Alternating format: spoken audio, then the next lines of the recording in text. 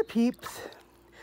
I've been sitting here in the spa for about a half an hour, and I'm sitting outside the spa right now to kind of cool off. But I wanted to give you a look at where I am today. Directly across from the, sorry I'm shaking a little bit.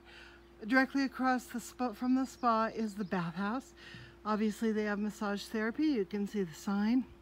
They have bathrooms, they have showers, and they have little rooms that have big soaking tubs that you can fill up if you want to soak privately. It is just a gloriously beautiful day today. Not a chemtrail in sight, or contrail, or whatever you believe they are. And it's just really nice. Lots of creepy crawlers. We got ants and we've got some mosquitoes. I want to talk to you about something. Sorry about that. I'm gonna bring this chair in a little bit so I can rest my arm on the chair. I don't know if you're gonna be able to see me. You know, I think that you don't want to see me. You want to see something a little less frightening. Let's look down at my feet while I talk to you. Okay, so I have been thinking about something. You know how that new cartomancy deck that I have has the 4 suits in order of the phases of human life. The diamonds represent childhood. Is that the way it goes? Yeah, diamonds represent childhood. Spades represent early adulthood. The hearts represent midlife, and the clubs represent late adulthood. Okay. It occurs to me that now I'm coming out of my heart's phase. I'm coming at 58 and a half years old. I'm not there yet, but I'm heading toward late adulthood. I'm just about out of my midlife and into the first part of late adulthood. Now, when you look at the suit of hearts, you find that it's, which like I said, represents midlife. You find that it is very, I'm turning this back around.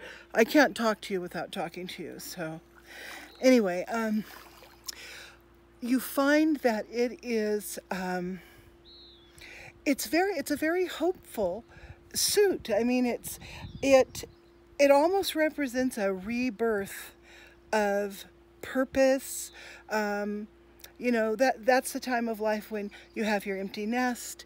You have to redefine yourself. You often are redefining yourself in relation to your spouse.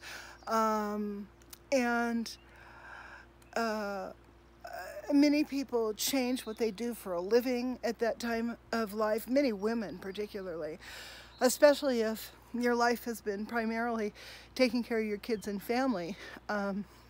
At that time, you can kind of blossom and ask yourself, what do I love to do? What would I do for free?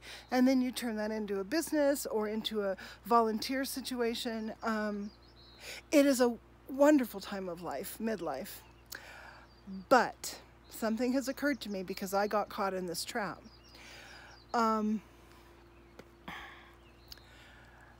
If you have not redefined your path, tightened up who you are now after your parenting is done, now that you're into your second part of your relationship with your spouse, it's often much better than the first.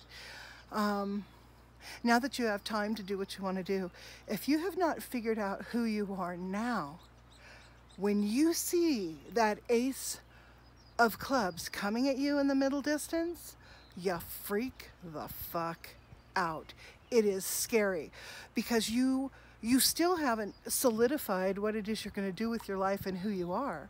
So you feel as if everything that you could have done is now almost behind you. Those windows are closing.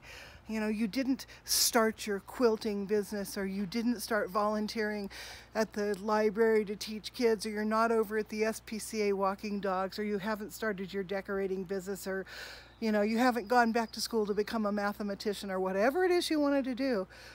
You are facing 65 real quick, and you know that the door is closing on that, or you feel that the door is closing. I have decided that that's not necessarily true. I think you can redefine yourself as you enter into late adulthood. And for those of us that took care of elderly parents while they were dying, that can really stall your growth as you head into the last part of your life. It is a stall that most of us are grateful that we had the opportunity to do. You know, most of us that were there on the front lines with mom and dad as they were going through their final illnesses, we feel a sense of accomplishment and pride and, you know, satisfaction and all of that stuff for having been able to do that. But it can really put you off your stride if you want to be well established into your new role that you're going to take through until you're no longer able to do that. You know, when your body finally says it's time to sit down, sit in the rocking chair, put a great grandkid on your knee and tell old family stories, when that time happens. Now that time is a long way off. It should be a long way off for anybody who's pushing 59. You know, I should have a good 25 years of this last phase of being productive. So, I don't know. I was just sitting here in the spa thinking about that, thinking how that suit, how the suits in the cartomancy deck really do just sort of profoundly represent what my life has been like in many ways. So yeah, I just wanted to get a little philosophical with you guys, and I'm going to keep sitting here until my husband comes and drags me out of the spa, and then we're going to go home. So I will talk to you later. Bye!